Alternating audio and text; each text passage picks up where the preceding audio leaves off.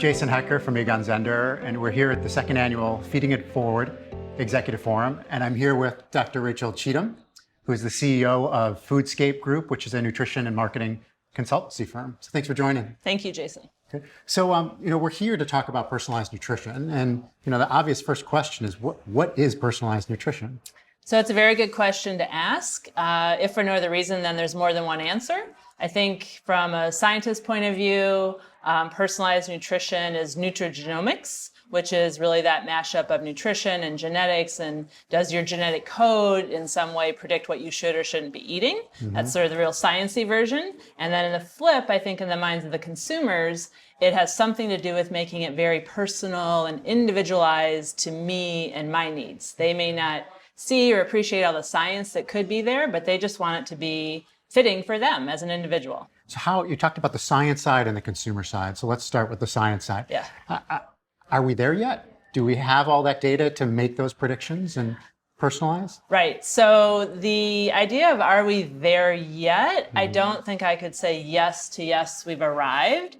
Having said that, if you look at the body of research that's out there in the published literature, gut microbiome, that topic that would really heavily relate to personalized nutrition, is like the fastest kind of growing area of research. I think the other piece from a science point of view that often people sort of look right past, people being both business executives and consumers, there's something in the nutrition world called enterotype. Enterotype of your gut, which would kind of predict your personal nutrition. We don't have one definition of what is a healthy enterotype. So if we don't know what we're aiming for, it's a little hard to hit the target. But there's a lot of new research coming every day. And if you were to look in a crystal ball and project forward, where does this all lead?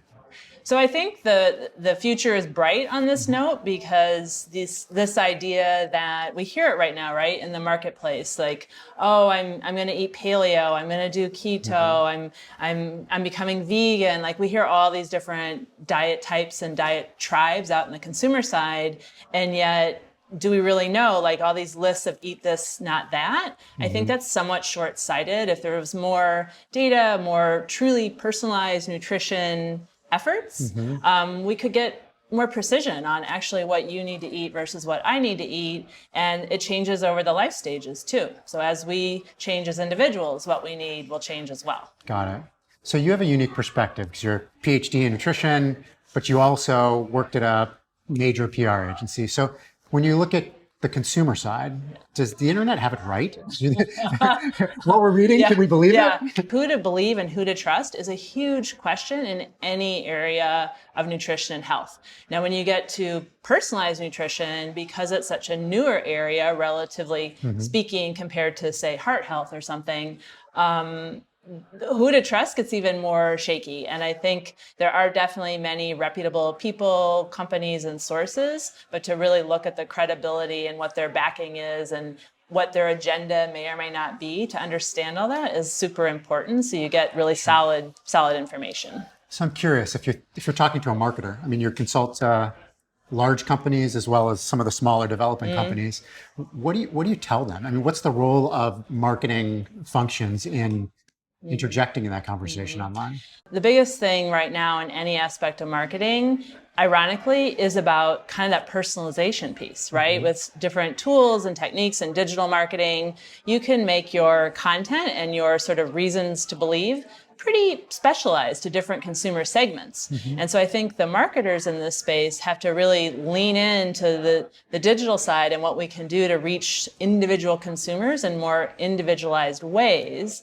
Having said that, it's always, of course, good to pump the brakes a little bit at times, because as food companies or food ingredient companies, it's not our job as a company to advise individuals. We're not giving diet recommendations. I mean, that's what our government does. That's what different nutritionists do. So it's very delicate balance of being personal and individualized in the marketing without overstepping and making claims that really wouldn't be founded.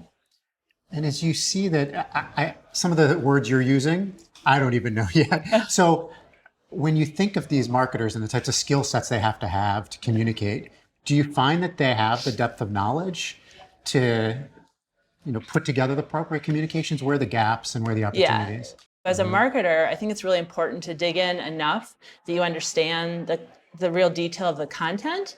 And by the same token, you shouldn't feel you need to know everything. There are people that you could bring into your team that understand the content at a more deeper level. So like you don't need to know everything, but you kind of need to know what you don't know and pull in those resources that have that depth of knowledge. Got it.